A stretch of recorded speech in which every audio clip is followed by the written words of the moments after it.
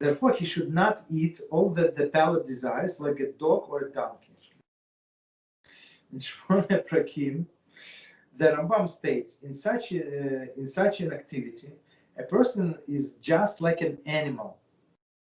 It is not the actions it's not an action man undertakes because he's a man, but rather one that undertakes because he's an animal. So when people cannot stop, like the way I see it, when a person goes to all of this, all you can eat, all of these parties and stuff like that, and he I don't know, gave a gift or paid money, so he went to the cruise. So I mean, he paid I don't know, like $200 a day, $300 a day. So there's so much meat. Chop all of this. I used to go to buffets, like all you can eat buffets, and I would enjoy them. And then I'd look at other people and I'd be like, look at how much food there is, and everybody's just eating and eating and eating. Not once did I say, like, are there people like, like, what about people who just don't have this in their country? Like, they're just starving. Yes. Now I look at people who just go to restaurants and just, I mean, it's kosher restaurants, but I still see it. Like, they'll just eat and indulge, and I'm just like, when is the stopping point? Like, when did we get to the point where, like, bare minimum wasn't enough anymore? Like, the minimum wasn't enough. Like, your body requires this much. You don't need to go over it, But that's up to the way I see it. That's up to person. So if there are people around and they can continue eating, so he's going to continue eating. Right. Yeah. Right. But if he's in the house in his home, so he has a salad, soup, whatever, piece of chicken, and he said, "Oh, that's it. That's all I'm going to eat. That's my dinner." So he's going to stop there. I guess. Yeah.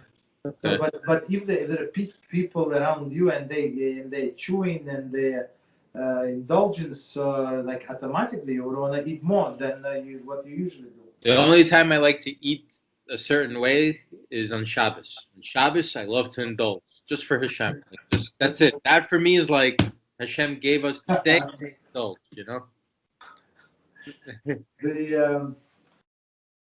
There is expression, right? There is a thing that on Shabbos we get this extra soul.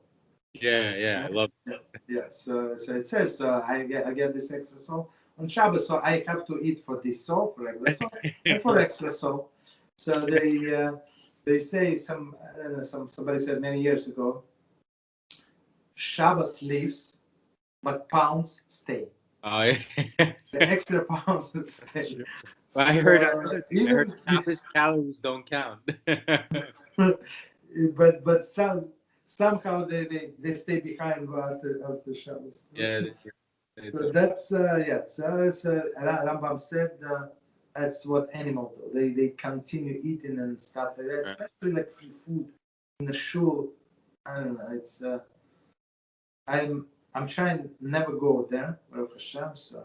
Yeah, I've seen like some shuls with like crazy sudas, like like lots of food, and I'm like, oh, man, it's just a suda, Okay.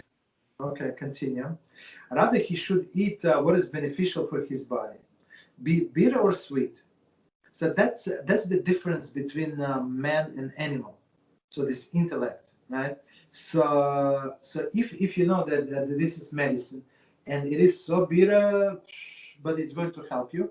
So because of your intellect, you're going to take this medicine. But animals, they're not going to do that. You understand? So if you discuss and they do not understand, they don't have this capacity of intellect capacity to understand that it's going to be good for them. Right. That's a big difference. Conversely, he should not eat what is harmful to the body, even though it is sweet to the palate. Okay, 23 commentary. Rambam gives a full list of the proper eating habits in the following chapter. Oh, we're going to get to it. Okay. Mm-hmm. Here he cites only selected example. So for example, we were in Israel. I don't know if I told you so, and we bought this ice cream in the soup. It was such delicious ice cream, such amazing ice cream. I said only in Israel they could have come up with such an ice cream. So my wife said, yeah. Look in the back. So saturated fat was like 42%. It's like it's so fatty. It's so not healthy. Yeah. So it's unbelievable. But okay, so that's it's I would say it's very harmful. Oh yeah, It's it's very delicious. very Okay. harmful. For example, a person with a warm constitution should not eat meat or honey. Okay, nor drink wine. As Shlomo has stated in a parable, eating much honey is not good. Proverbs 25. So continue. One should drink endive juice, even though it is bitter. Commentary 24. This is given as a remedy for a warm liver constitution. Maimonides medical aphorisms. Okay. Mm-hmm. Okay. For then he will be eating and drinking for medical reasons only, meaning all of this bitter stuff. Right. In order to become healthy and be whole, for a man cannot exist without eating and drinking. So I'm sorry. I just thought I heard that. I wanted to know what endives were. So it's a vegetable. So yeah, leaf vegetable. So it says endive juice. So it's a vegetable. It looks. Yeah, I can't tell what it is. Maybe you know what it is. I don't know. No. I don't even know what it is in Russian. Okay, one second. Oh, it looks like onions, no? Maybe onions, but no, or it looks like onions, but like also like lettuce or something. I don't know. I can't tell. Like beets, maybe. But it's interesting how Rambam knew that this stuff is good for the liver, because even I knew that these juices are good for the liver. Mm-hmm. Crazy, 1,000 years ago. Yes. Okay, sorry. No. Okay.